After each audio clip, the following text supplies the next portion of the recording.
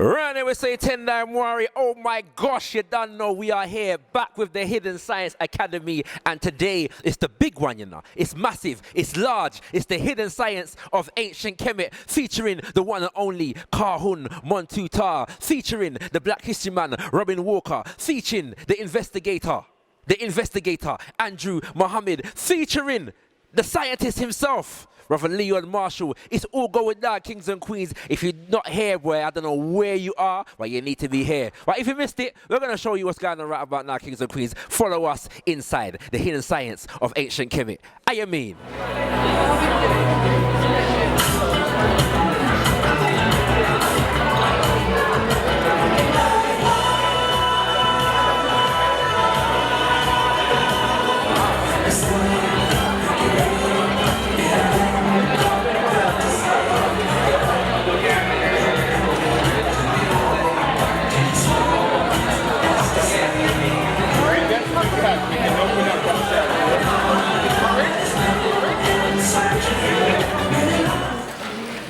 I'm not quite sure. Can everybody hear me? Yeah. Are you sure? Yeah. On the day up? Yeah. Okay, kings and queens. Alright, greetings, 10 Dime Worry, Hetep, Namastu. We're going to say greetings in all and every African language that we know, and even ones that we don't know, kings and queens. Welcome, yeah, to the Hidden Science of Ancient Kemet, as hosted by the Hidden Science Academy. I'm going to ask you all to do me a favor and indulge me by just giving yourself a nice, massive round of applause for being here. Good. Alright, so first things first, yeah, we just have to just put things into context. We know something they are Babylon, yeah, you know what I'm saying? Rome, you know what I mean? Greece and all them places there. But when we're in this room right here, kings and queens, and in this space, yeah, today is Kemet with it. You understand? Yeah? You ever heard of something called visualization? Yeah? So this is what we're doing, positive visualization. Yeah? So once we're in this space, we're not in Babylon anymore, we're in Kemet. Make sense? Where we there? Yeah. Oh, sorry, where are we? Just in case you don't understand the pattern, you know what I mean? Translation, you know what I mean? Alright, we can talk it? Okay, good. Give thanks, yeah? Alright, just to let you know, kings and queens, my name is Shakara. Everybody say Shaka? Shaka. Come again, everybody say Shaka? Shaka. Now say Ra. Ra. Now put it together. Shaka. We have to understand that, is that my names are very strong, yeah? You know what I mean? They're very powerful name, yeah? So when you say, you have to say it strong. You following me? Are you following me? Yeah. You sure? Everybody say Shaka? Shaka. Now say Ra. Ra. Now put it together. Shaka. We're warming up, you know what I mean? We're warming up, you know what I mean? Alright? And I am your host with the ghost, yeah, for the day's proceedings. My job is to make sure, yeah, that the plane take off and land correctly. Yes? Is everyone with me? Are you sure? Yes. Alright? My job is to make sure that the platform remains warm and hot, yeah, for all those, yeah, who are going to come and present to you. My job is to make sure that you are well taken care of in terms of all the information that you're going to need, yeah, to guide you through these events, yeah? And my job is to make sure that you have the best experience possible at the Hidden Science Academy, the Hidden Science of Ancient Kemet today, alright? So welcome. We understand that there is a bit of an issue, yeah? And this is, I know it's going to be difficult now in terms of the visualization, because one of the things about being in Babylon is that Babylon cool! And so this, at the moment, this room is currently, you know, a manifestation of that particular feature of Babylon. But we're going to try and warm up, yeah? We're going to try and stick to the... Say it? Where you Kemet? Okay, alright. The facts will remind us, you know what I mean? You know, you can forget when you're in Kemet, when you feel cool, you know? You're down in a breeze, looking at your neck back, and you just forget, you know what I mean? But I came up today, you know what I mean? So we're going to try to warm up. But the best way to warm up, kings and queens, yeah, is to send positive energy. You know what I'm saying? To make sure. So when we say that, you know, we don't just mean that, you know, we are here as a people in an environment like this. What we're really emphasizing is the fact that this is an African environment. Yeah? And so we're going to have speakers coming up, and it's okay, yeah, to talk back to the speaker and make them know you feel what they were saying. You following me? Yeah? So let's generate some good vibes, yeah? Let the speakers then feel welcome, all right? And I have a rule whenever I host. I never bring anybody to the platform until I'm sure that the people are ready to receive them. So we're going to have a little test in a couple of minutes, yeah? But before we do that, I just want to make you know what the full procedure is going to be for today so that you're aware, all right? By the way, as well as being the host for the evening's proceedings, I am also a member of the Got TV team. You can see one of our brothers at the back there, you know what I'm saying, done in the t-shirt right there, you know what I mean? Oh, which other one? And over there as well, Got TV. Give a round of applause for Got TV. Your number one, el numero uno, conscious media platform in the UK, and we are the official media partners for the Hidden Science Academy and the Hidden Science of Ancient Kemet. So at some point during the day, we're going to push a camera in your face and a mic, some of you, and ask you some questions about today's proceedings, all right? So don't run from me, and we don't bite, unless you ask. You know what I mean? And all you that should be asking are our queens. And none of them are there tonight. So don't worry, all right? Okay. So we're gonna get into let you know what's happening for the day. Right, so the introduction is what's taking place right about now, kings and queens. First up, we're gonna have our brother from the Holy Coptic Church, which is Pastor Kahun and Montu, who's going to be speaking on the origins of African spirituality. Then we're gonna have a short break, yeah, so if you were in the queue getting some food and then you got interrupted, don't worry, after the first presentation, you're gonna have a short break where you can get some food. Following that, we are going to have a presentation from Brother Robin Walker, the Black Christian man, yeah? You know what I mean? And he's going to be speaking on the importance of the Book of the Dead, more properly referred to as the Book of Coming Forth by Day. Then we're going to have a few promotional speakers. We are also going to be blessed by some speakers from the 100 Black Men and Brother David Mohammed, who is the Eastern Caribbean representative of... Yeah? No. We know what I'm saying. Yeah, we know what I'm saying. All right, you're a good horse, all right. I'll try to correct that. I don't know what I'm talking about. Yeah. David Mohammed, who is the Eastern Caribbean representative of the Nation of Islam, Minister Farrakhan. He's actually in the country at the moment, okay? So he's going to be doing a little short, presentation for you all. After David Mohammed, then we have Andrew Mohammed, who I'm sure many of you know, and he is going to be speaking on the science of ancient Kemet in Hollywood. Yeah, I know everyone's been watching that Black Panther, Wakanda Forever, and all them something there. So I know you're going to be looking forward to that, kings and queens. And after that, we're going to have a break, another break, yeah, for 15 minutes for food and stores. And then coming back, we're going to be hearing from the man himself, Brother Leon Marshall, who is the primary organizer of these events, yeah, the CEO of the Hidden Science Academy, and he'll be speaking on the hidden purpose of the pyramids. And as I mentioned Brother Leon's name, I'm going to ask him to generate some positive vibes for Brother Leon once again. Give him a round of applause.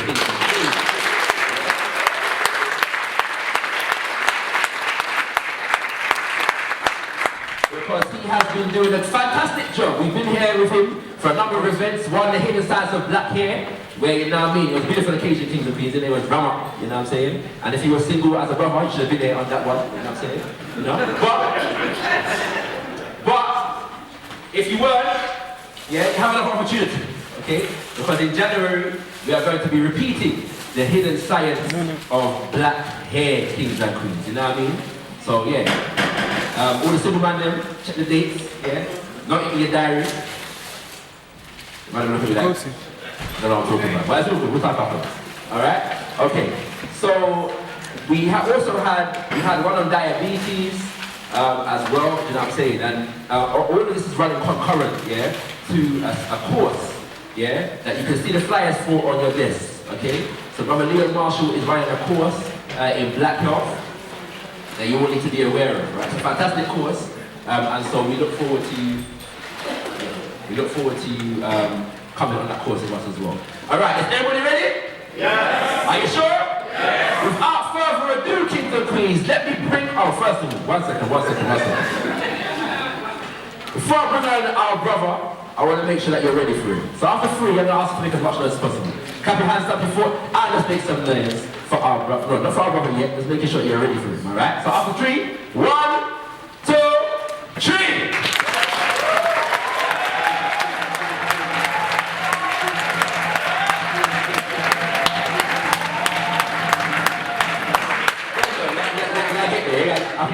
I'm feeling like Kemet now, you know what I mean? I'm feeling like Kemet. Kings and queens, put your hands together and show some love for the one, the only, the right pastor, Pastor Kahun, Montu,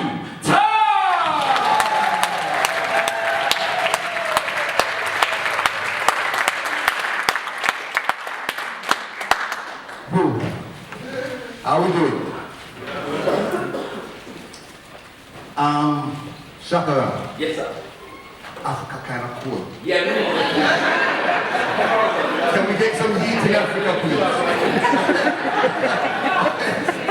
Africa feeling kind of cool. Let me say, Namaste to you. I'm from the Holy Cookie Church. When we say Namaste, it just simply means I bow to the divinity only.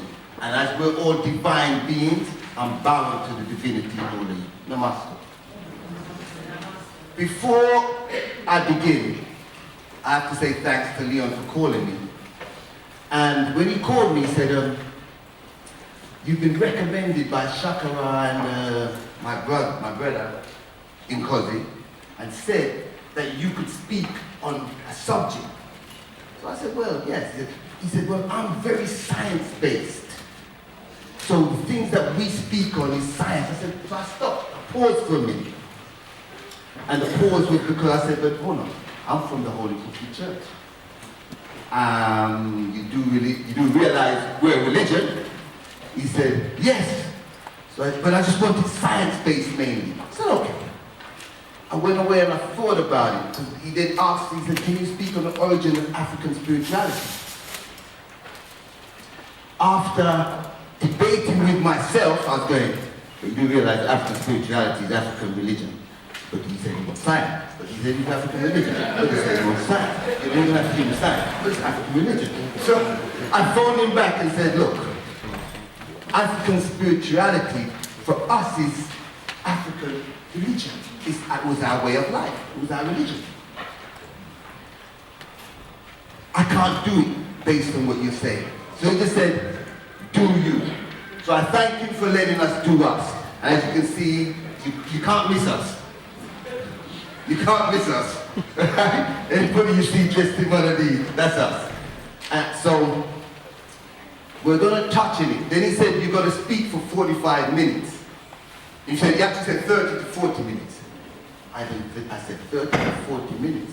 He said, is that too long? I said, I barely get started. So I'm getting you to that feel so that you get an understanding. And I like when my brother warmed you up because I know it's cold in here. So I'm going to try and keep you active. One thing we don't take here is when we're teaching, what we don't want to see is this.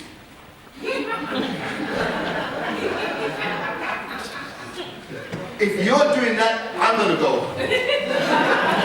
And everybody's going to do that. Right? So if I ask a question, it's nice if we get a yes, thank you. So there's times I'm going to get you involved. From the off, we're going to be involved. Because I can't see everything here, but you can. Yes? Yes. So we're working together? Yes. Let's kick off. First and foremost, I know I made a statement saying spirituality is our religion. So, hang on.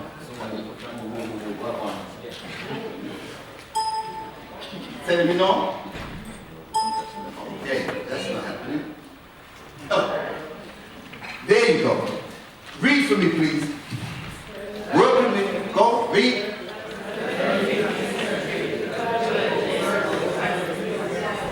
Whoa. Whoa, where's the unison? Let's try this again. The clergy, 15th century, the clergy also. Yeah, Pertaining to, aha.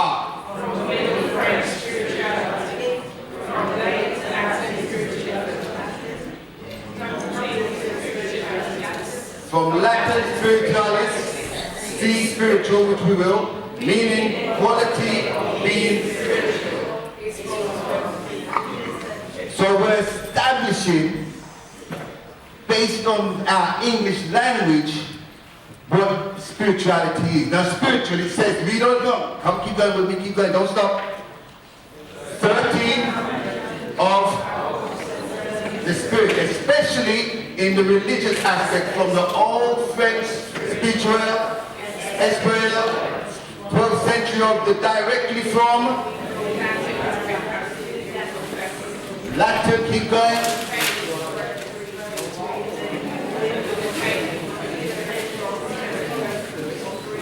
Alright, stop there. Right, because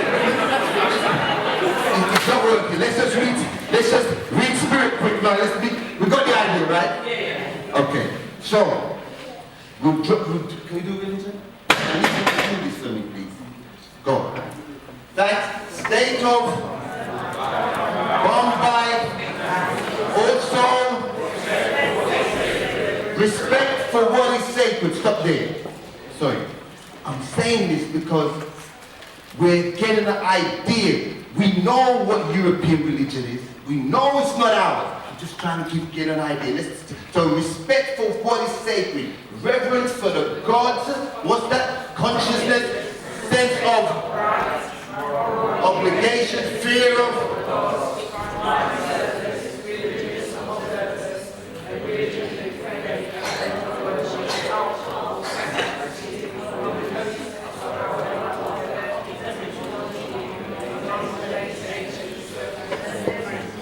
And interpretation of many modern to be to what? To what? So it's something that binds you. And what happens is, I'm not coming here to just say, okay, I'm pushing religion. Otherwise I'd have said the first thing I said, let's pray. And we didn't do that, right? So that's not what we're doing. I'm just giving you the understanding of what in ancient Tamaray, what we called religion was the word millah. Say millah. Millah. That was our way of life. Our way of life. The word that they use for religion is seh. They said. That is when you're talking about blind faith, things that was put in you in order to fool you. There's a difference, but they call it to an religion. So with that, can we go forward? Yes. You want to ask questions? Can we go forward? Yes. Okay, I'm trying to make sure we don't. That's not happening. Right? No, this one. Okay? So, one thing we've got to understand is the principle. This principle. Read and say to me loud, please. As above, so below. That's one of the ancient Tamaric principles. Again, as above, so below. As you can see, the brain, and that is the universe. As above, so below. Again? As above, so below. What do we see? And what do you see beneath? As above, so below. Everything that happens within the universe is a reflection of you.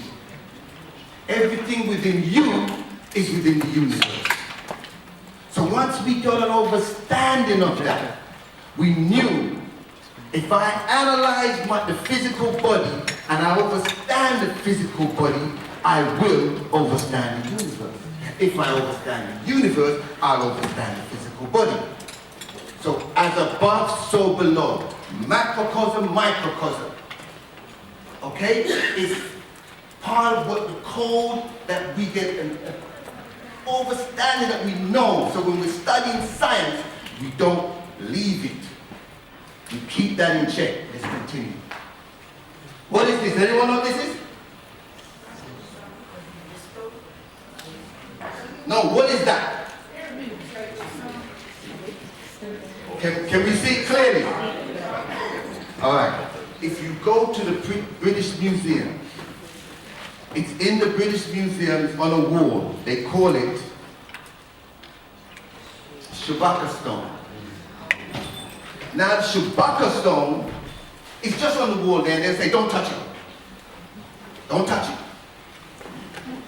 But the oldest information on creation is on this stone, Shabaka Stone. But when you enter into the Egypt area, the first thing you see in a glass case is the Rosetta Stone. And everybody gathered around the Rosetta. It's in a glass case. If it's in a glass case, it means what? It's important. This isn't in a glass case, so it means it's not important. And everybody gathered around the glass case.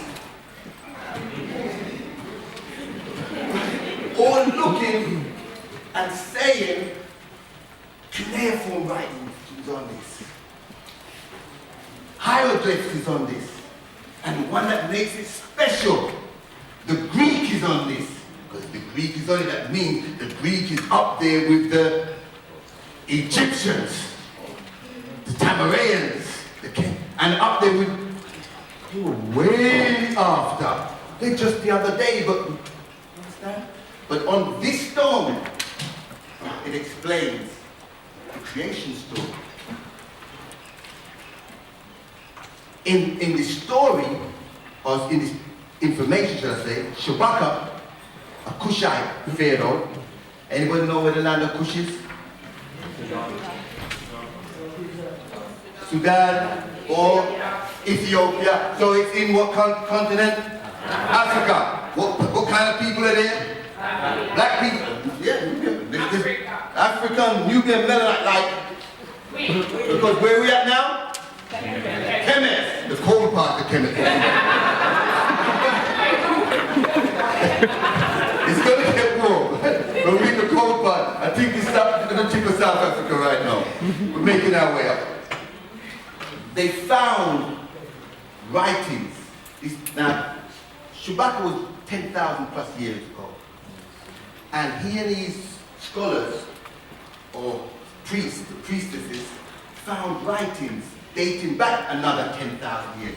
And they were worm-ridden, this bad kept papyruses that spoke about creation. And he said, we have to store this. So in order to store this, they put it on stone. So this goes back over 20,000 years. Okay? We're keeping that in check. And what is in the center of it? You said it before. Say it louder. The sun. So we acknowledge something about the sun. So he was called the Shabaka. They also call it the Memphite theology, because Memphis is in that region. Also known as the, say please, Athanis or Atonis text. These were the titles of that stone. That's where you go look it up, that's what you find. And they spoke about on the stone this being. Also, some say Pata, some say Ta.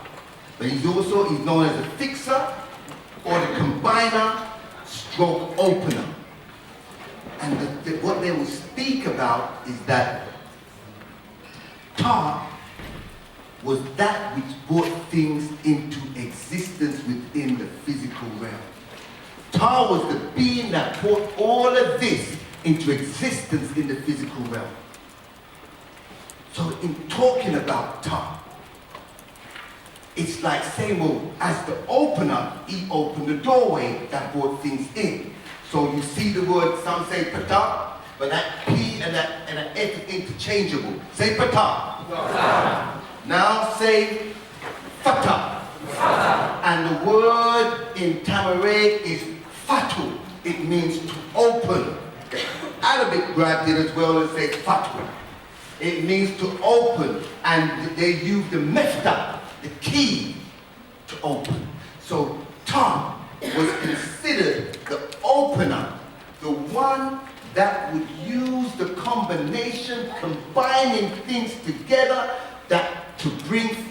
into existence. Ta, bringing into existence through the primordial waters of Nun.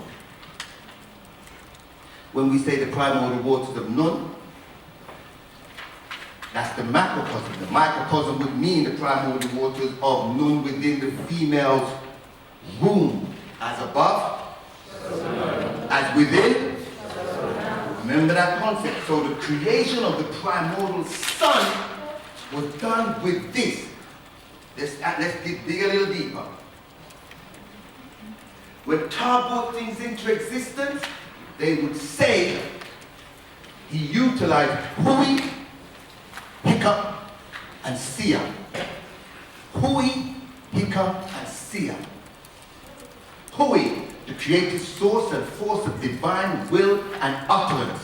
So Hui was that which used by Ta to come into existence. And when you analyze the word Hui, Hu is masculine, He is feminine. So things that came from one realm into this physical realm became positive, negative, yin, yang, centrifugal. Understand? There's a balancement taking place here. We'll look at that a bit later in depth. Hika, the anthropomorphic, activating the divine African spirit. What does that mean? It simply means that which manifests in the physical form as a human or an animalistic being with the divine personality. Where is this divine personality coming from? This divine personality is coming from when we say Ta opened. When Ta brought things into existence. The divine, stay here. Brought things into existence. Ta is one of the divine personalities. Our religion would have us believing that God created earth in X amount of days and it just happened. Do you understand? Nothing goes so. Nothing happens like that.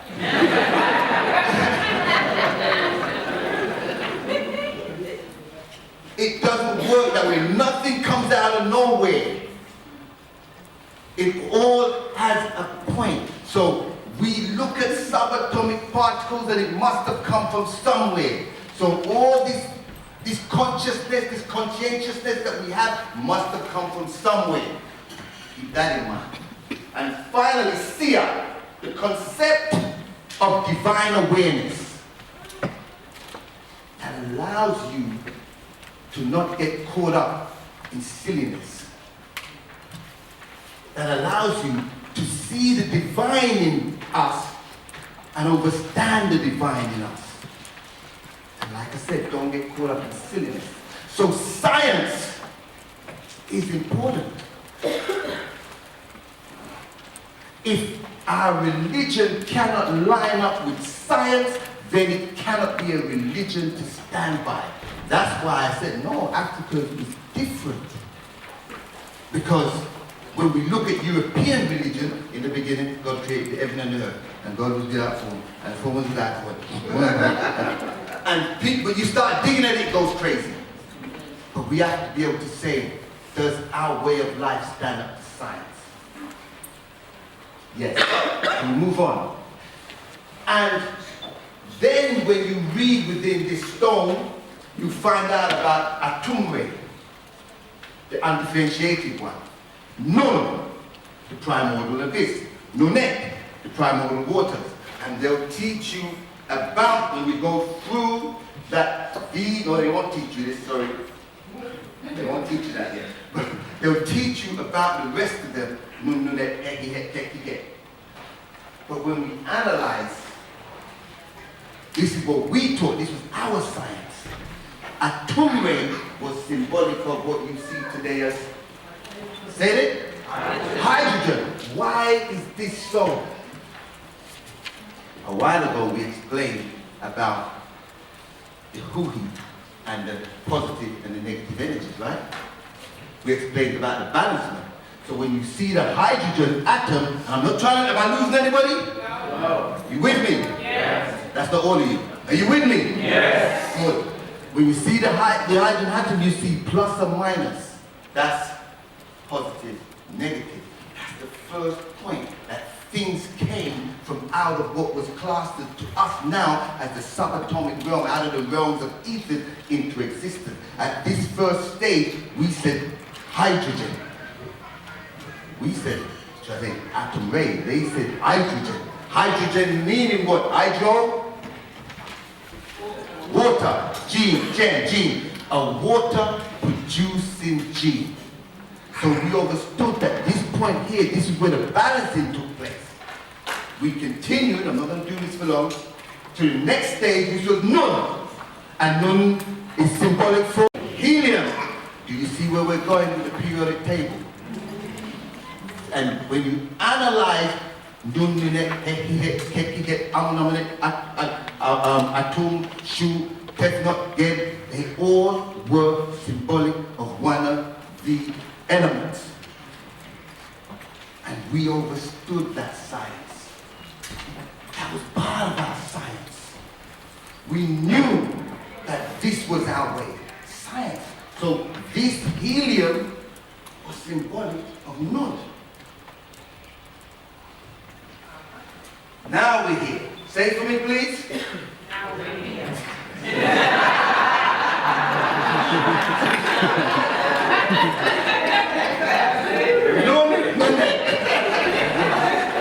Okay.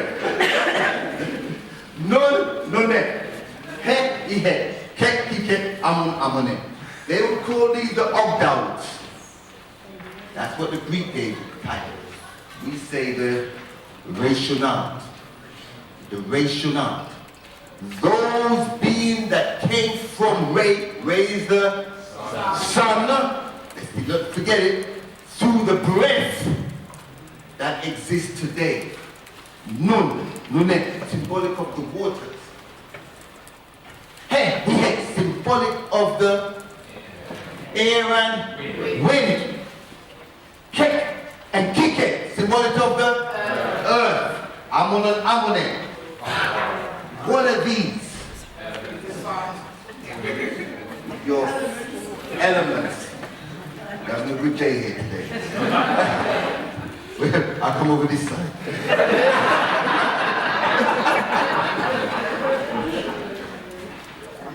Elements. So we understood the elements of the universe. Today they'll say weak nuclear force, strong nuclear force, gravity, electromagnetism. And those are reflecting the four elements. So we get that. I'm going to make that clear. I'm going to get that into your head. As above, so below, so you can understand this and see this. So when we leave today, you grasp what's going on. Then, out of them came atom. These are what everybody should know already. Shu, tefnot, geb, nut. Shu, symbolic of the tefnot, symbolic of the geb, nut, sky. And these now were known as your enyads. Your enyads. These are when they became into physical being. So at one stage, we were looking with the Nunnunet as they're pairing out and balancing what the universe brought, and then we came into what was physical being. Symbolic, same way of the elements. I'm not going to come off his face. Must be seriously called. One, I'm just saying, I'm looking, right?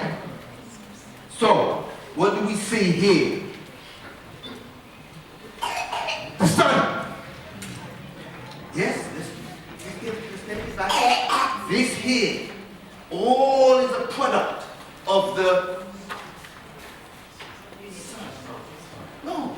Everything that came into existence within this universe came from all this. Wind, earth, water is a product of the sun. So we acknowledge the sun. Not that we worship the sun and they'll say, oh, you Egyptians were there raising their... For one, we weren't Egyptians. That wasn't us. Egyptians come from Egyptos, and it simply means burnt faces. Our face don't burn in the sun. Because we've been in this weather for so long, we get a little darker, right? Some say we get tan, we don't get tan. We just get darker because we get to our natural color. So the Egyptos came along. We always acknowledge the sun because we knew the sun brought all into existence. All came through the sun. With me? Yeah. What is this? Anybody? Zodiac. Order. Say it again, and you know I didn't respond. Zodiac, Zo, is talking about the animal, diac, circle. Zodiac, that's not ours, that's European. They took it from us. Don't tell everybody though. Because you can find all of the things on their hair and more. This is the Dendere. And within the middle of the Dendere, right here, you see this? That's in the center of the Dendere. But the Dendere, which has 12 on the outside, symbolic of your 12 star signs, right? Then we'll have 36 here. And that will be your 18 constellations in the lower hemisphere and the upper hemisphere, your northern and southern hemisphere. And then it has, oh, no, not yet, symbolic of the rest of the solar system here. Not getting too much. One wheel turns one way. One wheel turns the other way. One wheel turns the other way. We understood this. This was found in the temple of Hathor. And on the ceiling of Hathor. So when they came and saw, and I said, the invaders that invaded our land from out of Greece and Rome and Persia and all those places, they saw our science and took our science. But this was not the zodiac, this is the dead era or the Ionet. This was symbolic of our study. How much? Okay. And this was symbolic of our study. So, in the center we saw what? Taweret. I knew this was going to happen. I knew this was going to happen. Taweret, when you see Taweret, you see top earth. Wa and red. So we're acknowledging the sun. We constantly acknowledging the sun. I want to ask a question now. Do you, anybody raised as Christians in here? Anybody raised as Muslims in here? Anybody raised as Hebrews in here? Anybody raised as Russians in here? Anybody raised as Buddhists in here? Why I'm asking these questions is because everything that we have came from this. All the religions that we've been encountering came from this. It all came from our sun, and we understood it. That's why it was in the center of this creation. And all these religions came out of this, out of Kemet. That's why when you see that symbol, sun, moon, star, there, the sun behind. There, the sun. The sun. The sun. The star. Sun. The sun. All of them coming out of ancient Africa. So you may ask a question. You may say then, you just gave us a science lesson. Yes. There's no religion there. Yes. Let's do that again. You just gave us a science lesson. Yes. There's no religion there. Yes. Where's the religion? The religion is that this couldn't happen without that creative force and source of will. No one ever asked, what is the will? It's just like creative source. All he told us is creative source and will. Will of who? We say the Most High Heavenly One. And we acknowledge that there had to be some being that brought it all together. In order for us to receive or go back to our greatness, we must take the little from that they took from us and put into Christianity, the little that they put in Islam, the little that they put in Hebrew, the little that they stole and gave back to us, and put it all back as one together.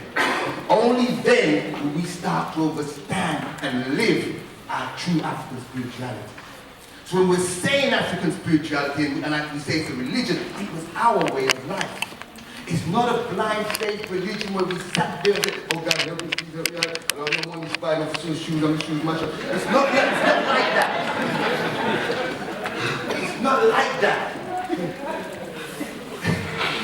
It's more like, let us accept that there's things that we do not understand. But we know in order for you to have consciousness and conscientiousness, you must be given something from the Most High. It's not, those plants will be talking to us, and animals will be talking to us, and they can't. So something happened we didn't develop from monkeys. We ever tried to say we were just monkeys, and then all of a sudden the tail just disappeared.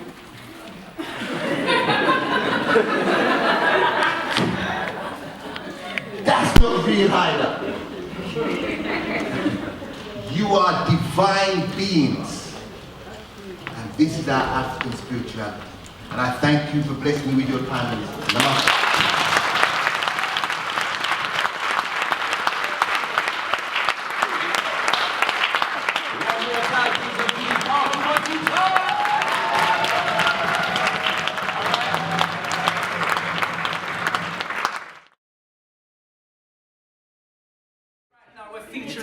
Inside the stall area. That's how we're going on Kings and Queens. You know, we always have to make sure, yeah, that we check out and take part in our stall, our economic businesses, our group economics. Because you don't know, Godfather TV is all about group economics. So we're going to check out some of the stores right about now and see what they're selling, see what they're showcasing, you know what I mean, and see what we could have got.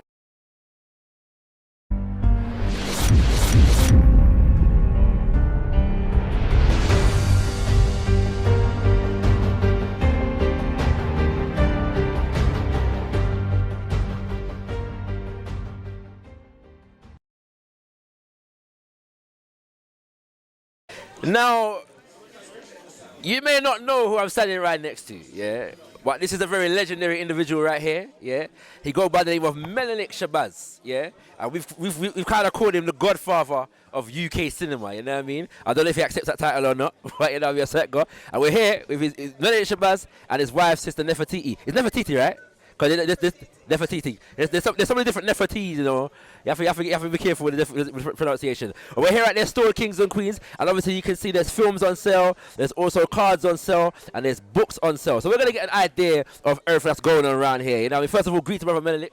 Greetings. Greet to Sister Nefertiti. Greetings. So what's going on for your store right here? What's going on? Okay, well, it's a day where we are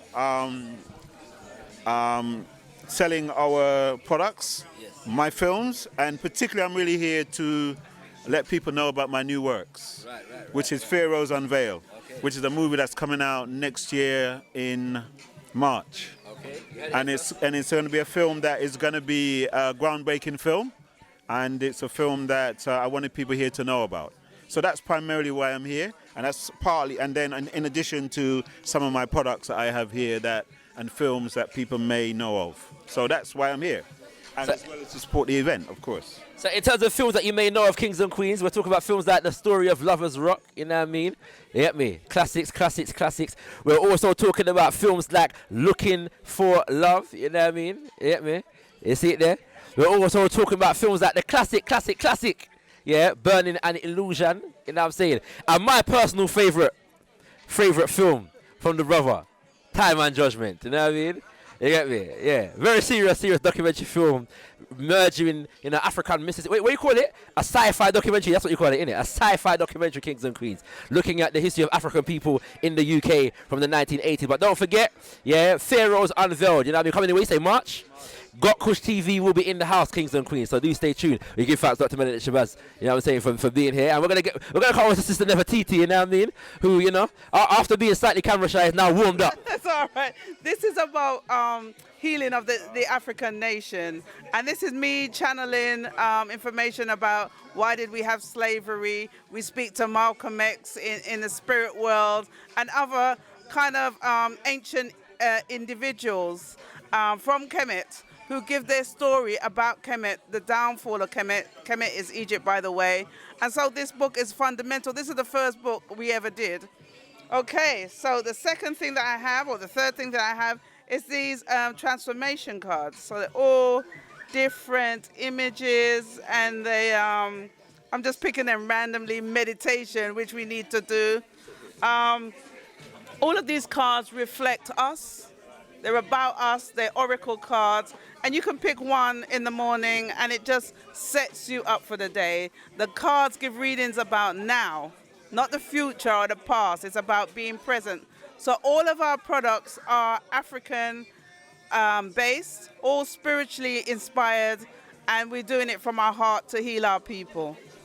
No, Kings and Queens. At this one story now, you're getting visual media, you're getting, you're getting textbook, and you're getting cards. You get me, where you can do your own divination and them kind of thing. The Kings and Queens. Thank you very much, Sister Nefertiti. Thank you. The Wapian Nation. All right. Started by the Malachi. You know Malachi? Yes, sir. Yes, sir. Dr. Yes, Malachi sir. Zedio. Most definitely. Yeah, it came with the tablets. Yes, sir. To solve all the problems. Yes, sir. Yes, sir. So you're saying all the tablets are over here? Yeah, this is all the actual facts. All the actual facts. Actual facts. All the actual facts. If you want your actual facts, you have to come right here, Kings and Queens, to the Wapian Nation. I see you're sending some oils as well, my brother. Yeah, we got some oils. We got some oil, all the names. All the names. All right. My brother will break down all the names of all the oils, but we got lots of oils for the brothers and the sisters. All right. So my brother, just give me 2 oils. Give me 2 oils, one right now. Give me 2 oils. Golden Ray, Yes. yeah, £10. All right. Yeah, this one is nice for your body. You can put it on after you have your bath. All right. It smells righteous, you know. Yes, sir. Yeah. And we've got the white now. Yes. Yeah, from Kemet, obviously. Yeah. Same thing. It's very nice. Spiritual. Give thanks. Come down there, Kings and Queens, for your actual facts and your oils. You don't know, Kings and Queens. It's the hidden science of Asia.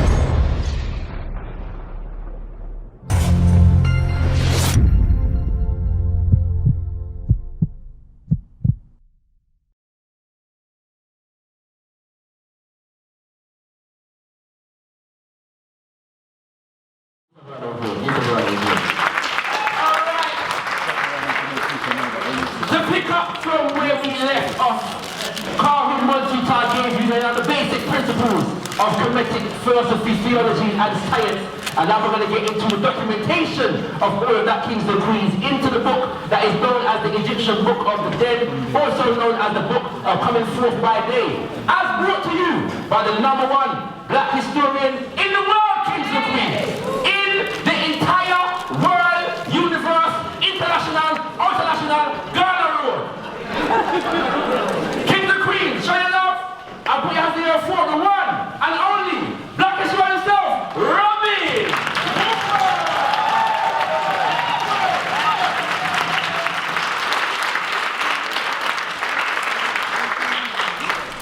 Okay, first of all, can people hear me? Yes. Right, everyone pleased to be here? Yes. Absolutely. So the big question here is, why are we here? Who's here for powerful information on black or African heritage? Who's here for that? Yes. Who's here to learn more and more about ancient Egypt, ancient Kemet? Who's here for that? Yes. Who's here for powerful, transformative information that they can help to move themselves on and move their children and family on? Who's here for that? Yes. Okay, you're in the right place. I have to respect the fact that you have entrusted me with your education for the next hour, so I'm going to respect that, and hopefully I can give you value in the meantime. Also, special thanks to the Hidden Science Academy. Special thanks to the scientist, Mr. Leon Marshall. Where's that? Where is Mr. Marshall? Is he there? Right. Yeah, so big up to Mr. Marshall.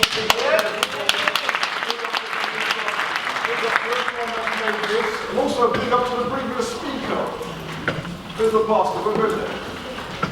Yeah. Bro, you're kicking some science. You're kicking science. All right, so some of my books are here. I'm best known for the book When We Ruled, and that book is outside. Now, what I'm going to be talking about today is based on this book, Blacks and Religion, Volume 1. I've also got some other books here as well. Blacks and Science, Volume 1. That's all about the science of ancient Egypt. And I've also, there's a book here that I jointly wrote with Venetia Marshall. Is Venetia in the room anywhere? All right, I jointly wrote a book with Venetia Marshall, some other people on Black British history. All right, so let's get to the presentation. All right, let me introduce the topic area.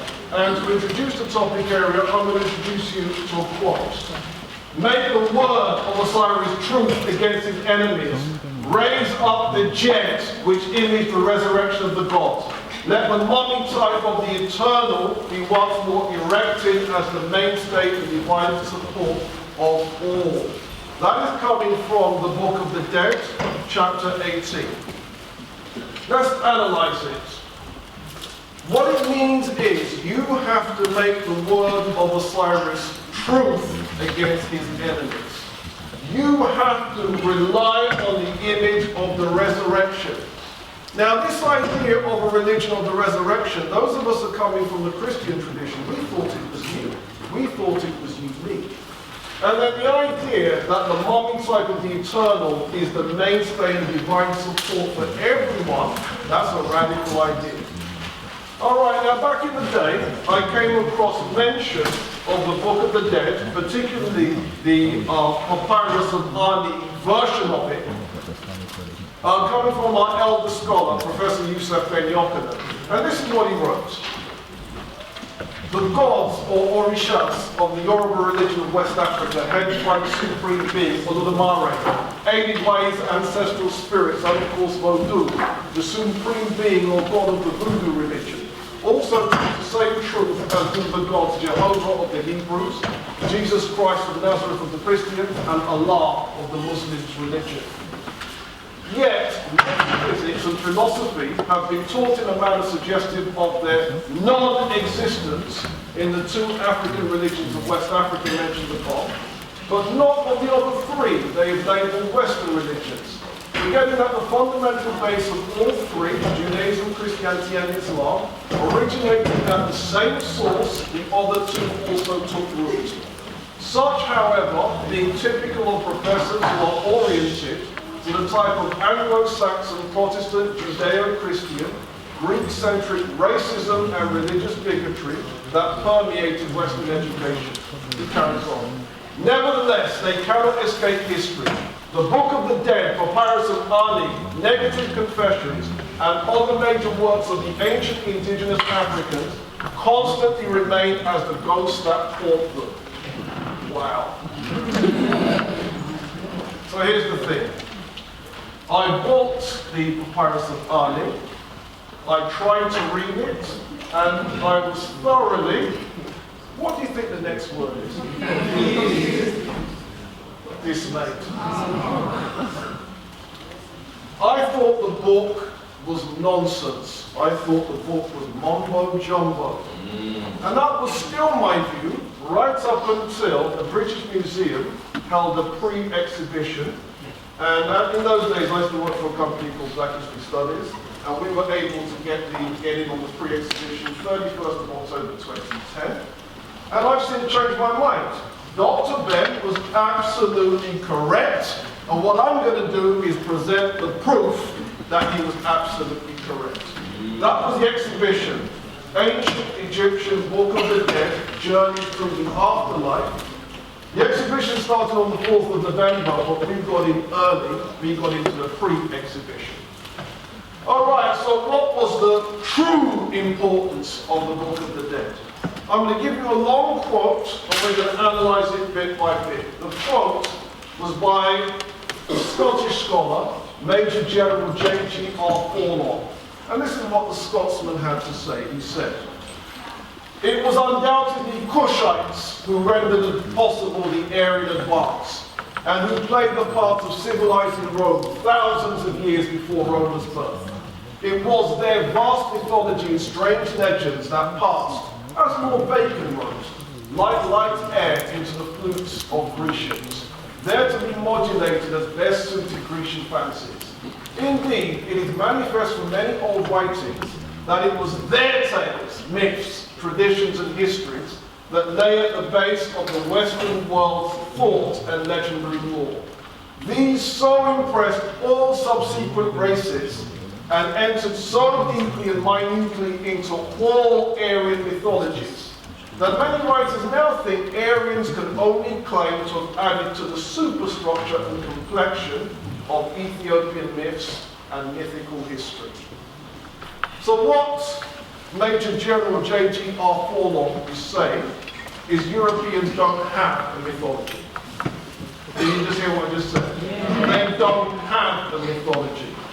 Their stories, their myths, are really our stories and our myths that have simply been added to with a very thin veneer of Aryanism put on top of what is really our stories.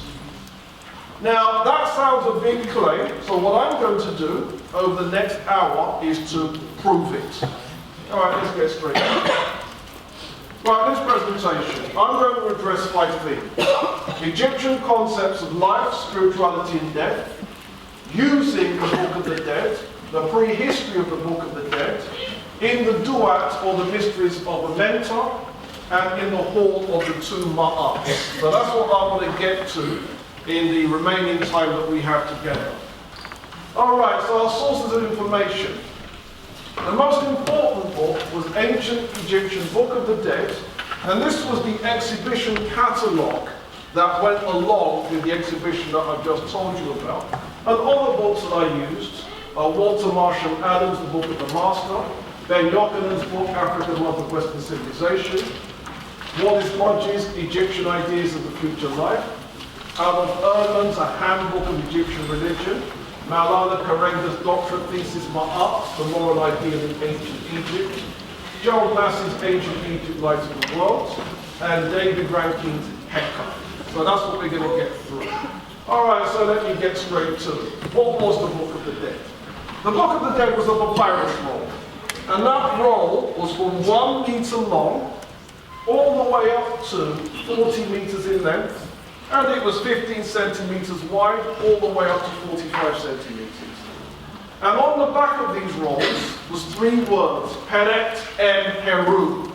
Peret em Heru translates as coming forth during the day, coming forth by day. And so a lot of African-centered scholars say we shouldn't even be calling it the Book of the Dead, we should be calling it the Book of the Coming Forth by Day. Now, let's keep it real. Death is a business, and death was a business. And what that meant was that when people have studied the books of the dead that have survived, the names and titles of the owner were often written in a different hand to the person that copied the text. And this suggests that the rolls were made, put in storage, put in some kind of library or retrieval system, and then when you bought it, someone's name was then put on it. And the name would be, in one example, the person whose name was put on it was the name Ani. And so we then get the papyrus of Ani. So how do we interpret this? Can you see we've got Ani and Tutu, and they are in Amenta. And then Ani's heart is being weighed against the feather. And here we have Tehuti has got written down everything that has happened in Ani's life to make sure that he has lived a righteous life. His heart has to be as light as the feather. The feather represents the goddess Ma'at. If he has lived a guilty life, he's got a heavy heart that will tip the feather. And then waiting for him is the Lady of Amet, also known as the devourer of the unjustified, ready to eat him up. Does that make sense? So he's got to make sure that what Tehuti has got written down on his life is a blameless life. Then we have sitting in judgment. Can we count? 2 people on one side. 3, 4, 5, 6, 7, 8, 9, 10, 11, 12 people in judgment. Is this sounding in any way familiar? Okay, then what happens next? The next part of the story we have here Arnie being taken by Horus. And Arnie is taken by Horus to meet this gentleman here, Osiris. The relationship between Horus and Osiris is son to father. In other words, you're being taken by the son to meet the father, because nobody gets to the father unless they get there through the son. Are we getting this? And now we have here the father. What's he got going on? He's got the shepherd's crook. That tells you he is the shepherd. He's got the Jed symbol. The Jed symbol is the symbol of resurrection. And he's got the flail. As everybody knows, anybody here from East Africa, I'm seeing some East Africans in the house, that is the symbol of kingship. You notice that Jomo Kenyatta used to have that symbol? That says he's the king. So we've got the king, who is the shepherd, who has conquered resurrection. And that is the person that Arnie has been taken to meet, and he's been taken there by his son. Now, let's get to the first theme then, which is ancient Egyptian concepts of life, spirituality, and death, which is the first theme. What are the elements that make up a human being? What makes you, you? What makes me, me? Well, the ancient Egyptians thought that a human being was made up of multiple elements, and these elements, they called them Kemet. And these elements meant modes of existence, and among them was the physical body. Another one was the heart. Some people think the heart, the ancient Egyptian word, is the ab or the in. Then there was the name. Then there was the shadow. Then there was spiritual aspects like the ka and the ba. So what was the ka? The ka was the life force, and it was passed down generationally. And that life force was passed on to the child through generations. And it was represented in ancient Egyptian art as an exact copy of that living person. After death, it remained at the tomb and was nourished by food offerings by the living. And so the living had to bring food to sustain the dead person's ka. What was the ba? Here we see it depicted in art. And what the ba was, it was the soul. And it represented the individual's personality. And it remained with them during life. And it's depicted as a human-headed bird. And it could leave the mummified body, and it could leave by day, and then reunited at night. Leave by day, coming forth by day. Does that make sense? But it has to rejoin the body at night. Which brings me to our first question. Which 19th century story is that?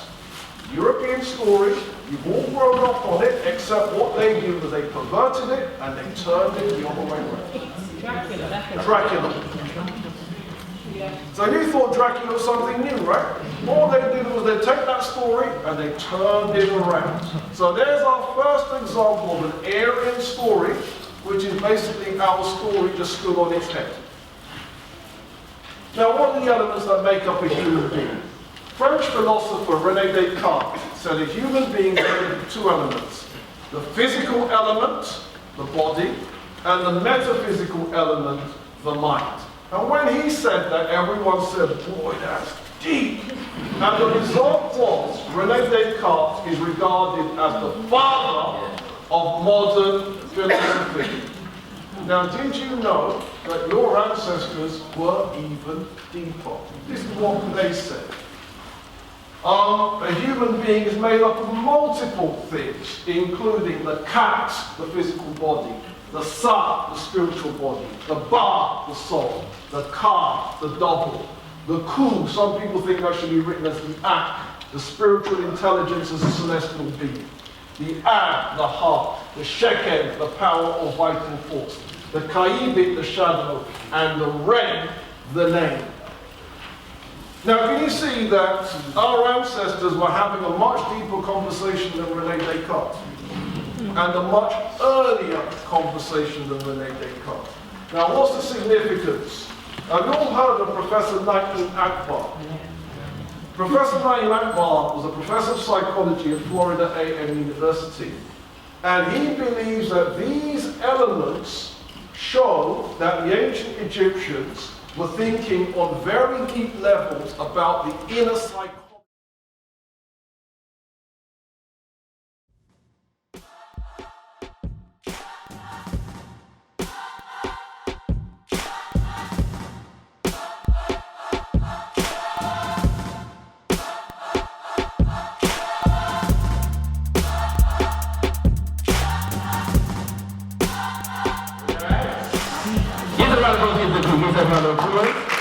Okay. Well, we're going to give the latecomers some time to get back in the room. In the meantime, yeah, we are doubly blessed, kings and queens. So not only do we have Brother Andrew Mohammed, but we are also blessed with the Eastern Caribbean representative of the Honorable Minister Louis Farrakhan, the man who represents the nation of Islam in the Eastern Caribbean, kings and queens. He goes by the name of Brother David Mohammed. Can you show me your love, kings and queens? Brother David Mohammed.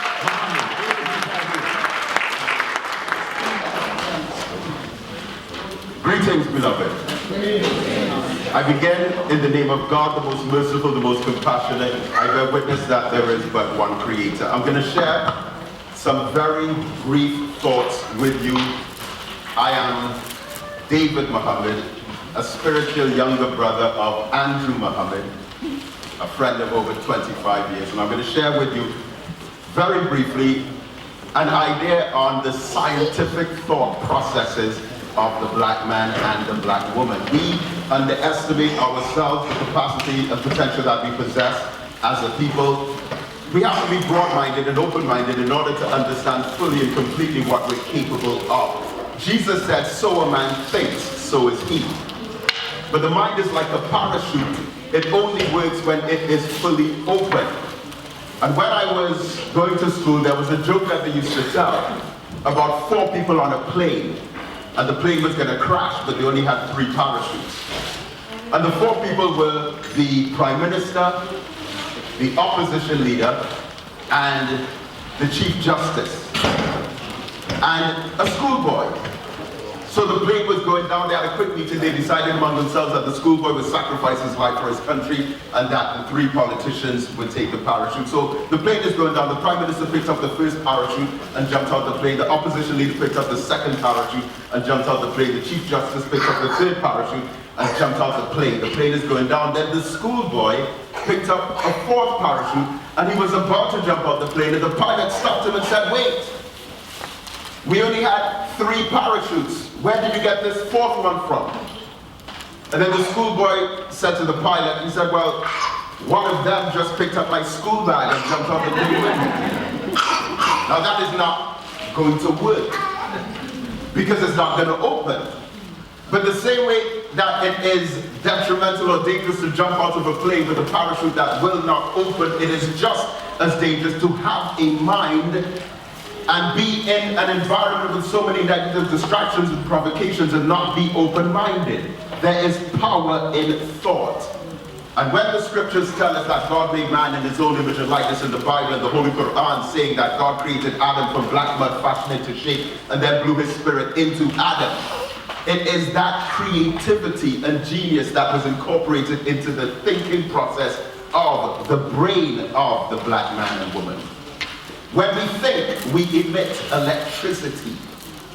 When we have ideas, we emit electromagnetic brainwaves. These can be measured on a device in a hospital called an electroencephalograph. And you can illustrate the nature of those brain waves that come out of our mind when you think of a pond or a pool of still water.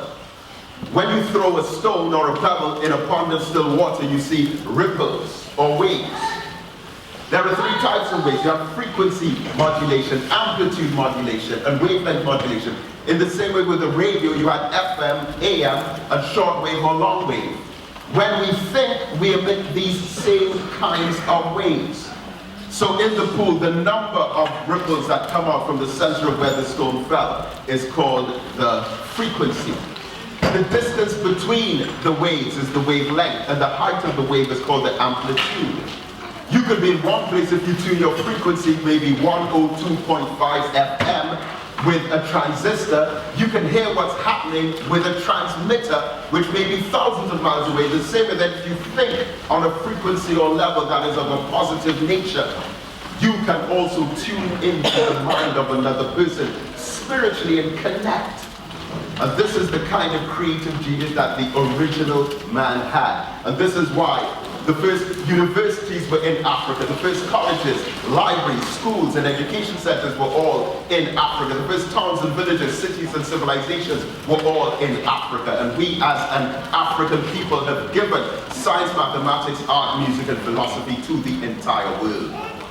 But there are three periods of African history. The classical period, the Holocaust period, and now the third period that we are in, which is the Reconstruction period. So we must be able to draw all of the great wisdom from the leaders and teachers, philosophers and historians that have gone before us and combine those ideologies into one magnificent thinking system of teaching and learning, which we have prepared in a book entitled Knowledge is Power, which not only exposes us to ideas of black consciousness, but that in particular gives us an educational curriculum and syllabus that facilitates teaching and learning through lesson plans to be able to pass this knowledge on to our children. Because too many young people today don't know who Malcolm X was, don't know who Dr. Martin Luther King or Nelson Mandela was. Too many children don't know who Marcus Garvey was, or the Honorable Elijah Muhammad. And I, as a student of the Honorable Minister Louis Farrakhan, recognize him as one who has combined all of those greats in the past. And I bring you greetings today from the Honorable Minister Louis Farrakhan, who sends his love to London, England. So, in making way for my beloved brother, Andrew Muhammad, I want to thank you for being patient with me. Thank you for giving me the opportunity to share these few words. And I say, let us all, as one people, make every single social concern in our community a priority to solve. We must stop the killing. We must end the bloodshed. We must unite, pool our resources, open skills banks and think tanks, and be one black community. Thank you so much.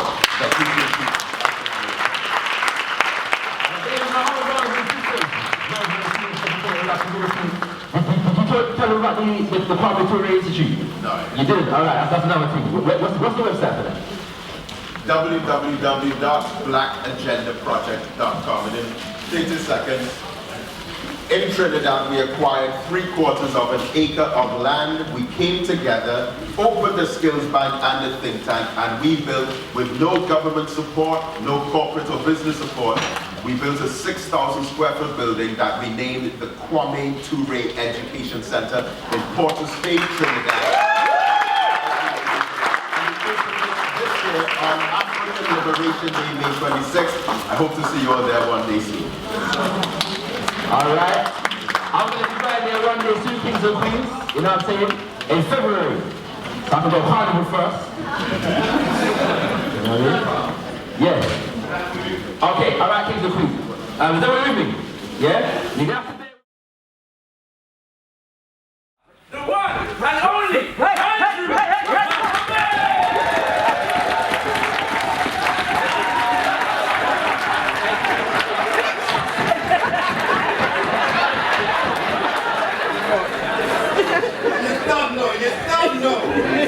I'm in a good place. You've got some great people here. Dr. Les, Brother Ricky, Brother Dave Man from Trinidad and so on. We've got some great people.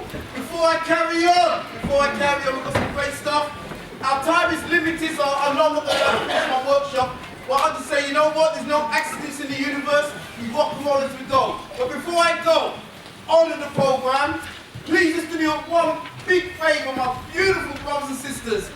Turn to the brother or sister beside you. Those of you who know when you come to my place, you know what I'm going to say. Turn to the brother or sister beside you. Look them in their eyes, whether you know them or not, and say, you're so damn beautiful.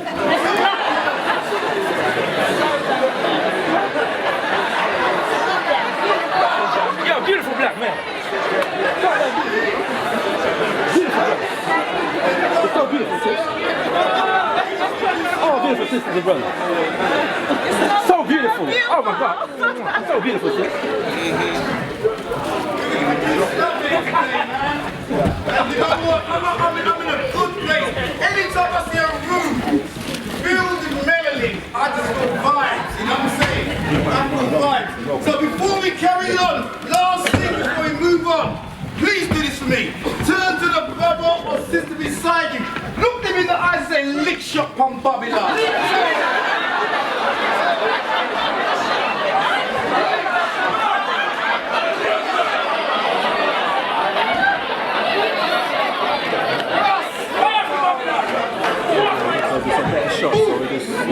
Okay, is everyone good? Alright, we've got a lot to do and a short space to do it. Now many of you may not know this, that my name is Andrew Mohammed, they call me the Investigator, and basically I run a company called Real Talk, Real Action. We work in schools up and down the UK, and I brought a queen with me today. Those of you who know you've been to my lectures this year, you know she's been busting it up and down the country, man. And I've asked her just to drop some words before I go and do my main presentation, because when she speaks, it's divine wisdom in my eyes, man. And so, brothers and sisters, please, without any further ado, make some noise for Lady Adele. Make some noise.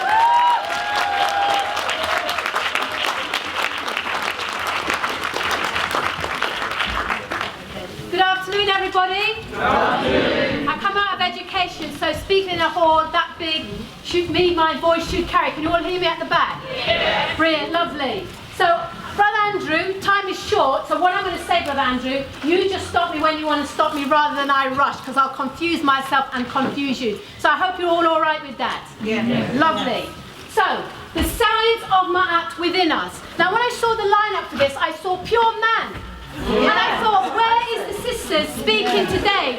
Where are we being represented? So sisters, I hope I do us proud today in sharing our vision of the science of some of the commitments. So I have been looking into the feminine principles of Ma'at, and this is just the beginning of the work that I'm doing that I want to share with you. So any sisters out there who want to come down and share with me later on, please feel free to do so. So, we always, and Brother Andrew does it all the time, says welcome kings and queens, prince and princesses. And I'm not so used to that terminology, and when I kept hearing it a lot, I used to think, what am I a king or a queen of? What is this that you're actually saying to me? Can anybody throw out to me, why do we call each other kings and queens? History. History, okay? We're our own leaders, young sister there, very good. Anything else? Upliftment. Well, I was thinking a lot about this, and I was thinking about our history and our heritage, and I said to myself, we are kings and queens of creation, we are kings and queens of civilization, and importantly, we are kings and queens of our own salvation moving forward. So when anybody says that to me, this is what I'm thinking of. So I just want to start with the words of our great leader, the Honourable Marcus Garvey. A people without the knowledge of their past, history or origin and culture are like a tree without roots. And that's where I want to start today. So I'm going to go right back to one of the first beginnings. Now in the first beginning, there was, who is this person here? Who is this person? Ra. And Ra had a daughter who is Ma'at. And Ra, had made this decision, and I know there's very many versions of our ancient history, but they lead to the same place, that he was going to come out once Ma'at was released really out into the universe, out into the world, because the enemy of Ma'at is Isfet. And so Ra knew that he had to have that strength and power coming out. Now, who is this Ma'at? Ma'at is the divine principle or the feminine principle of these qualities of justice, harmony, balance, order, morality, cosmic order, and she's represented as this winged goddess, and she wears the ostrich feather of what? Truth on her head. This is Ma'at. So Ma'at is out here now, she's there, and it's the principles that we have within us. Now this is Isfet. This is Isfet, who represents all the opposite of that. He represents, or it represents, order and chaos. Because what we know about Isfet is that Isfet has no gender identity. We don't know if Isfet is male or female, masculine or feminine principles. We don't know. But we do know that it's linked, there's loose links with Set. Now Set is male, So there are loose links between Isfet and Set. And Isfet represents chaos and disorder. So for us to survive, we need Ma'at principles in order to overbalance the Isfet or the evil within our own hearts. So here is Set. Set represents disorder, he represents chaos.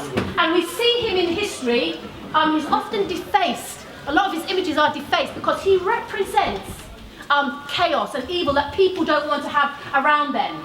But the thing about Isfet is that Isfet and Ma'at need to work hand in hand. You cannot have one without the other. You cannot have good without bad. You cannot have hot without cold. They are a complementary and paradoxical dualism.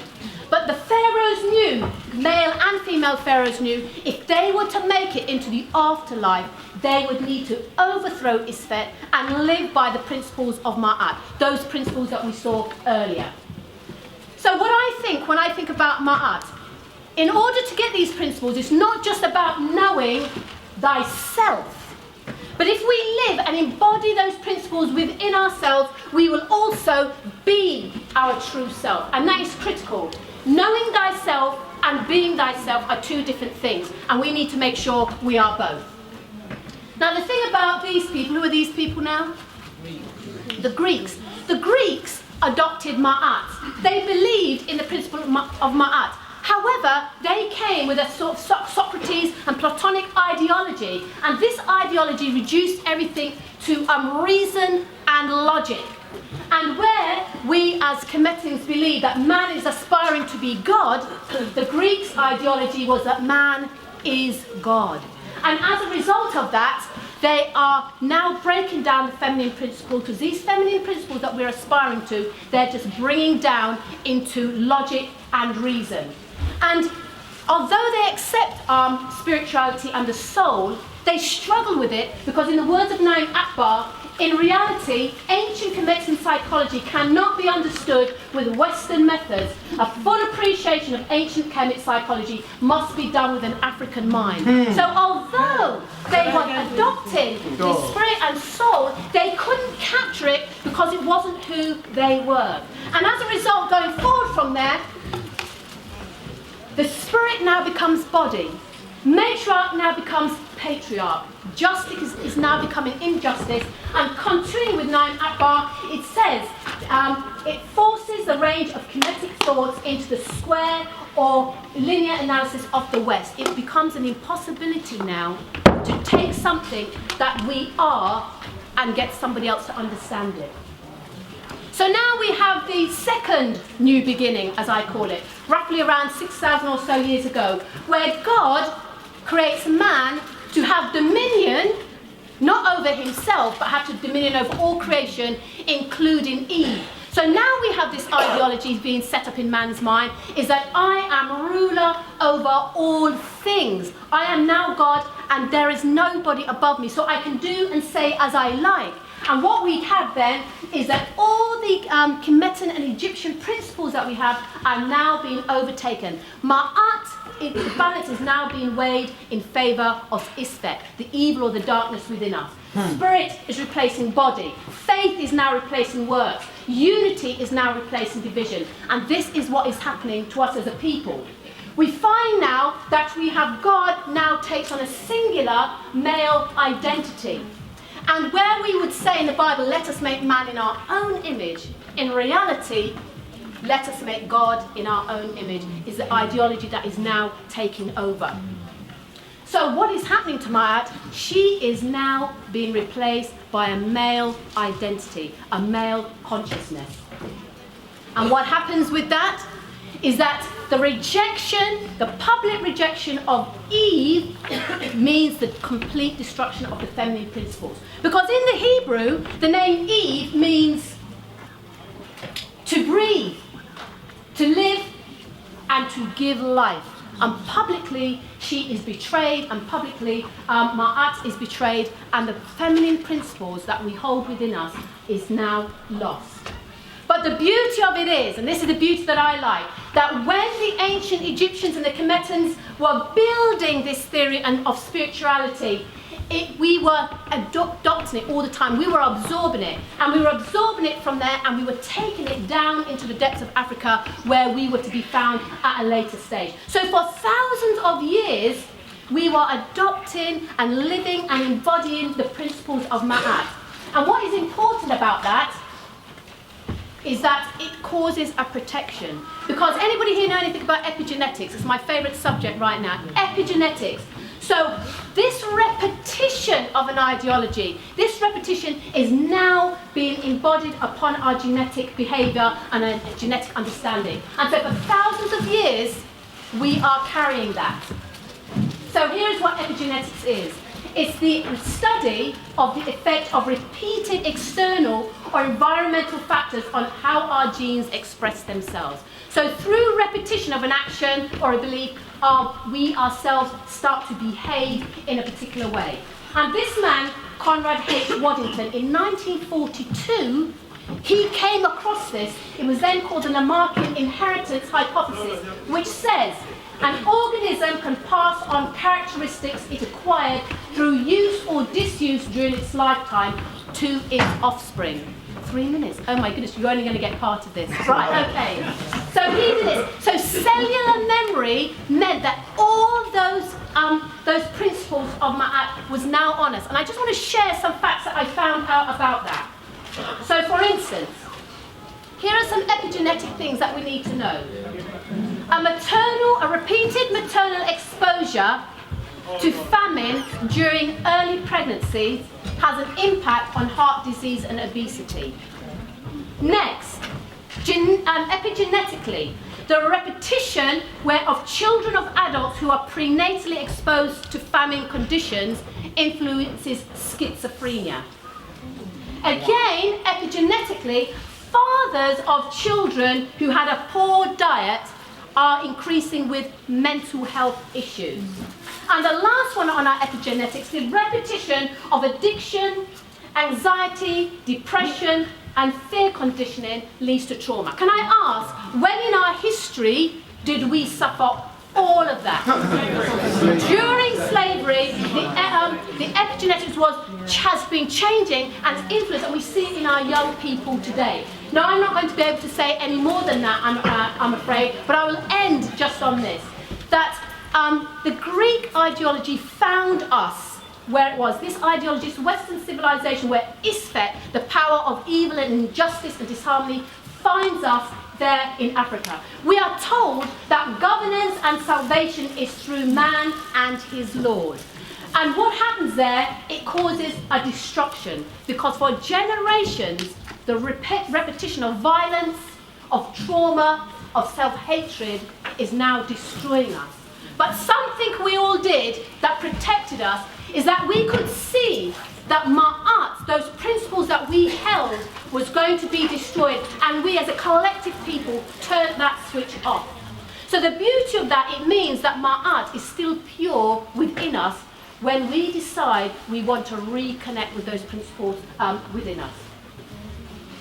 How comes Isfet was able to overpower Ma'at and we was able to be destroyed or taken over at that time? It's because building takes time, but destruction is just in an instant. So we now have to make a decision. I'll probably stop at this point. That we have the principles of Ma'at within us. So it's our job now to find out what those are. That's another session. This is only part one for me. Just what does that mean and what does it look like? And if I had more time, sisters, I would have let you know what our responsibility is, women today, in the bringing Ma'at back to life. How it is our responsibility to reawaken our men, our Horuses and our Osirises. We have a direct responsibility there, and I hope you give me another opportunity to finish that up. So I am going to stop there just by saying, and we've got a great leader coming up, and we've had Robin Walker, and we've got many others in the hall. But there have been great men and women in our history who have come down to try and get us to understand and to reawaken the Ma'at within us. It is now our responsibility to take that journey forward. And Brother Andrew, you're going to now come and take that for us. Thank you.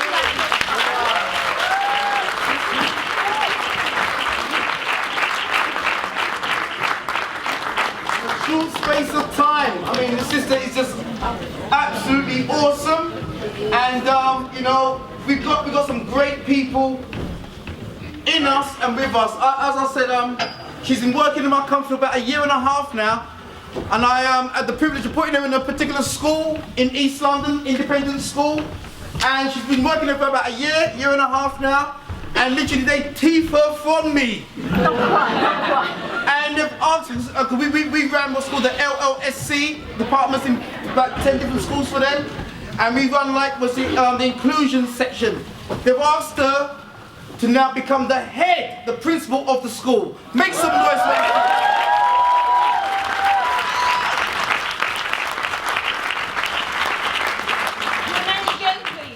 I hold it back on the Snapchat, go over your head like a snapback. Uploaded a pic, double tap that, and your flow so old, granddad.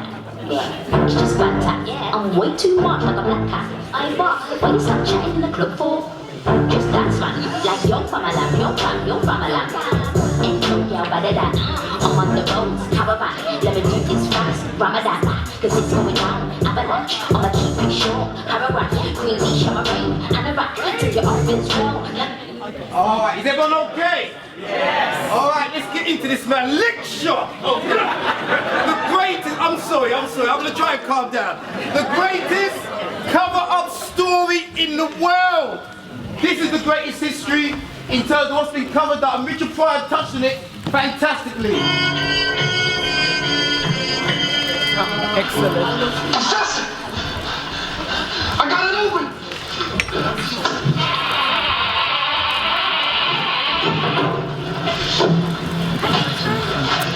Good heavens, man! Great Scott, we've discovered the fountain of all knowledge of Egypt in the entire world. Do you realize the importance of this moment, Smitty? Yes, I do. Do you see, William, see? The untold years. I see it, sir. That's his message. Thank you so much. Thank you, sir. Swag. Look! What is this? See? Says, Kemet. This is the elixir of life, sir. The elixir of life? The cure for all diseases. Right. See? Wait, give it to me. Inscription on the bottom. Give it to me. Open at other end.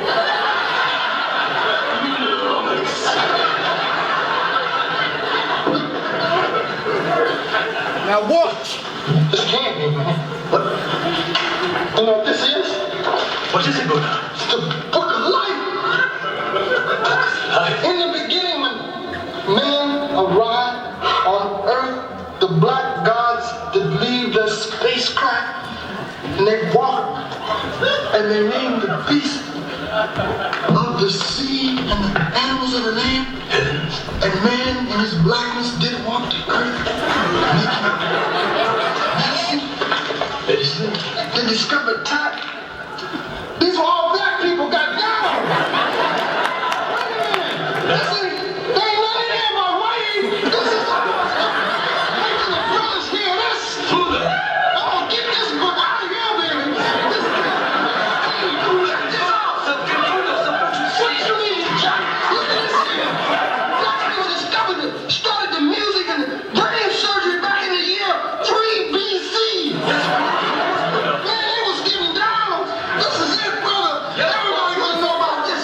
Listen, we can change the history. Civilization will change. Yeah, this is gonna be it. Get the bulldozers, there's nothing here.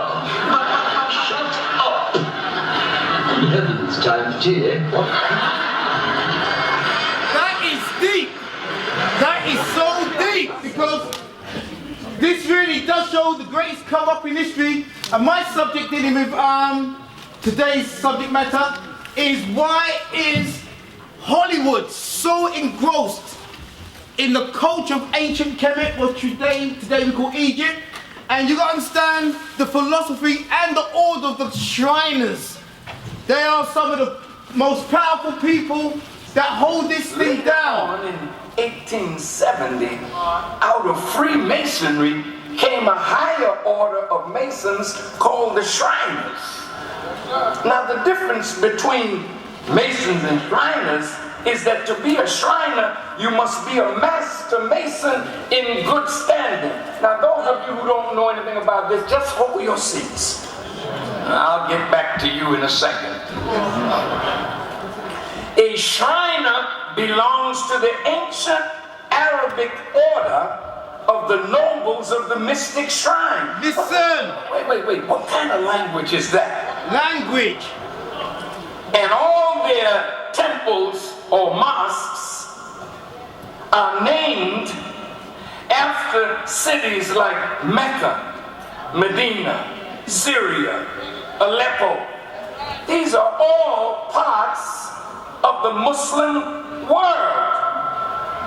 So Arabic is in their name to describe the nobles. And a noble is a hereditary class that has special social political status in a country or state. And all white Shriners, you got black Shriners, have an exalted or there's a noble difference. Political and social status in America and nations throughout the world. Okay, let's go. Is everyone okay? Yes. We're gonna break this apart, man, because we gotta understand the people that run Hollywood and government and many other things, they know us better than we know ourselves. Okay? And we ain't got time, because, you know, time is limited today, and I apologize. But they understand the symbol, and we're going to go into that symbol in a second, and how it relates to the movie industry. Yeah? But you got to understand that they understand this. These are presidents of America in their Shriner outfits, belonging to their various temples, and Hollywood actors that we grew up on. Yeah? They were all there. We're going to break it down. Because I always say to people, why do they call the industry Hollywood? Why Hollywood? What do they call the Nigerian film industry? What do they call the Asian film industry? What do they call the English industry? Pinewood.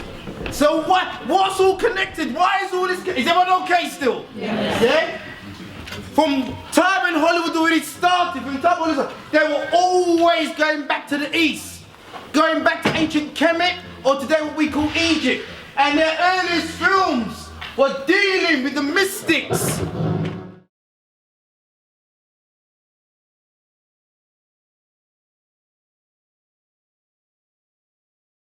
Investigators love this brother. From the time I met him at City Hall, he's been rolling with me to various schools, various conferences, and I want you to listen to the words of our brother, all the way from America, USA, Brother Kimber. Make some noise!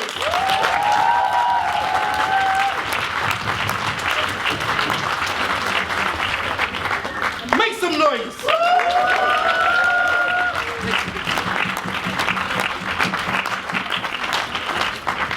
I'm a child of the motherland, destined so I understand. I belong at the top and not the underhand. Come on, Kimber. My ancestors are great, I got no other plans than to follow their paths. I am an African, a child of the motherland, destined so I understand.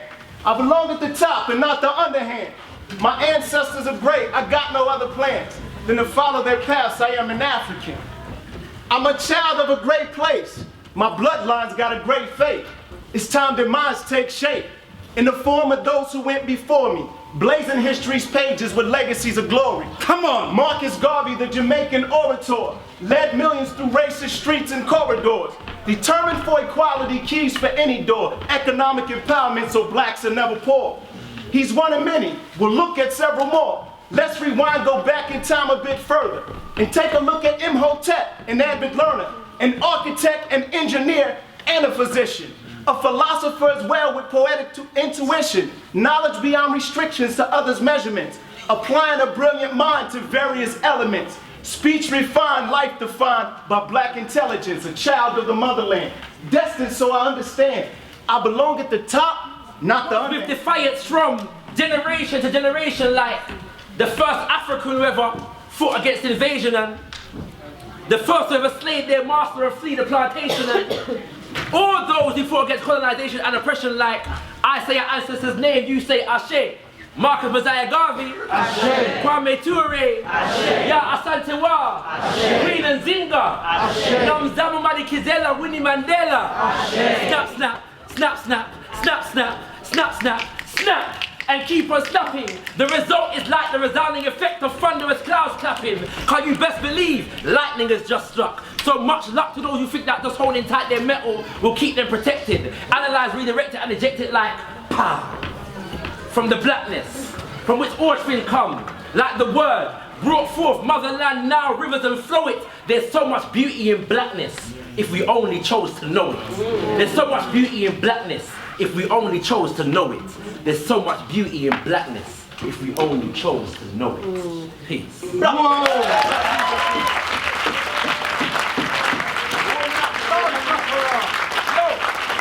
amount of workers in the house tonight. Leave this bill. My brother Nat Nye's in the house. Bill Nat Nye. You get me? Big up, man. Don't big up. Don't get big up. And you know you can't big up Nat now without bigging up his queen, you know. Big up Sister Stella B. Come on, Stella B. That's how it goes, you know. We're here. Alright. Hidden Science Academy, yeah? Bearing in mind, don't just run events. The Hidden Science Academy runs classes, yeah? And courses for us to all improve our health. Hidden Science, knowledge begins in knowledge of? Knowledge begins in knowledge of? And so one of the first things that we have to learn, kings and queens, is how to preserve ourselves. Mentally, physically, and spiritually. Yes? Many of us come here and we like to learn our history, our culture, and that kind of things, yeah? But the most important thing that we can learn, in fact, the most important thing that our history and our culture teaches us is things like, let your food be your medicine, and let your medicine be your food. Who said that? Imhotep said that, kings and queens. And so I encourage one and all to join the Hidden Science Academy's course. Like I said, the flyers were on your desk in the other room. So I hope they're in your bags right about now, in your pocket, in your wallet. You know what I mean? And if you got one already, take another one and pass it on to somebody else. Make sense? Yes, sir. Are you sure? Yes, sir. Brother Lee, what we saying? Ready, ready. Right, kings and queens, I'm going to introduce you to the scientist, the man himself, the organizer and convener of all that we have witnessed this today, kings and queens. Yes, sir. I want to show him big love. Big up. Because he's doing serious work, filling certain gaps in our knowledge, things that we don't necessarily always focus on. You understand? Yes, sir. So show him some love, kings and queens. Clap your hand. Now good foot.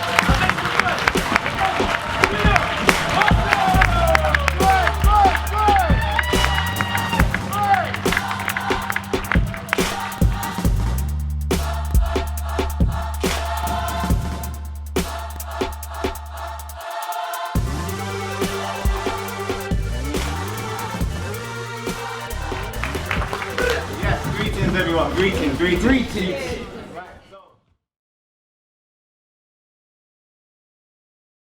So how was the event for you both?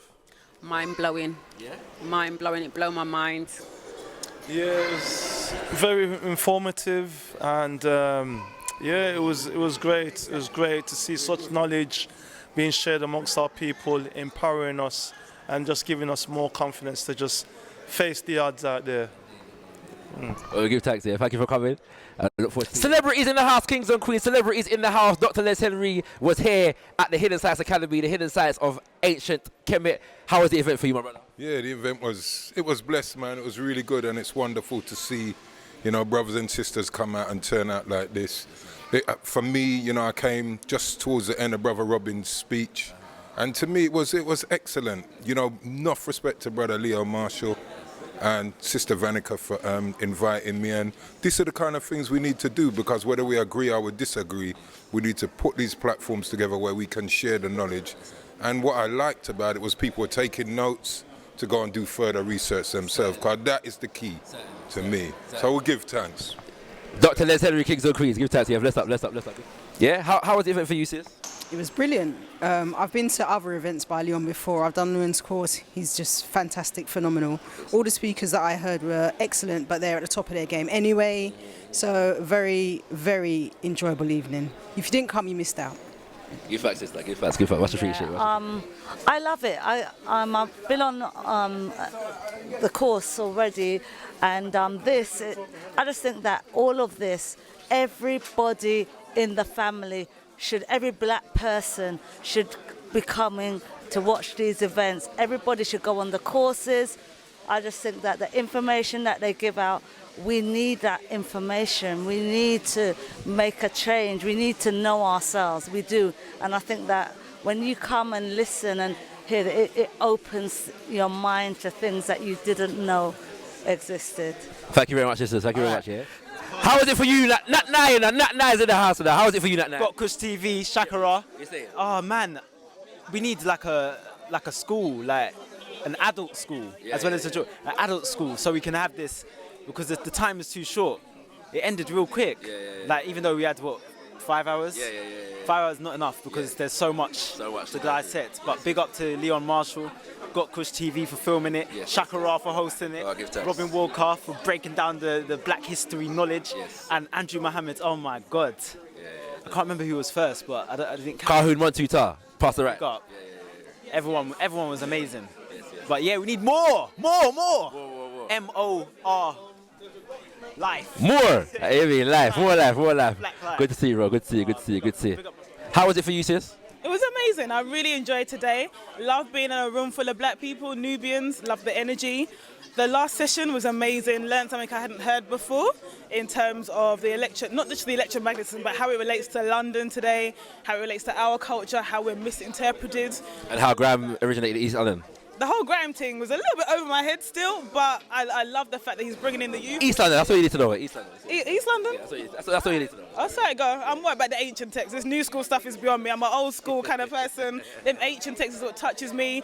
The teachings from Kahun, Montu, I really appreciated that. Love that. Holy Cryptic Church. Big up. Sorry, I have to shout out. It's all good. But yeah, really enjoyed today. Please put on some more. We didn't get to finish the sessions that we did today, so I'd love for that to continue. How was it for you, bro? The event was brilliant. Yes, I learned quite a lot. Even though I'm learning about these things for quite a number of years, even I still learned quite some new knowledge, especially the last one. Okay. Yeah. So, and I think the young people need to have this information. It's a part of renewing and regenerating our communities. So thank you for having it. Thank you. How was it for you, sis? I thoroughly enjoyed it. Very amazing speakers. I learnt so much, more than I thought I'd learn. I took notes. I'll be looking up all these speakers and I'll be buying some books, and yeah, it was amazing. Totally enjoyed it. I'll be at the Much appreciated. When is the next one? January. Stay tuned. Okay. thehiddenscienceacademy.com. Yes. Thank you very much. Thank you. All right, just a quick reflection. How was the event for you both today? Very enlightening. I learned a lot. I get why I never really understood before due to my own ignorance, why people were so impressed by the pyramids, and it shed a lot of light on that, and just why we are to be feared as a people, pretty much. Anything to add, sis? Yeah, it was interesting. It just helps you learn more about who you are and know yourself and know where you come from and know what you're capable of, and it was exciting.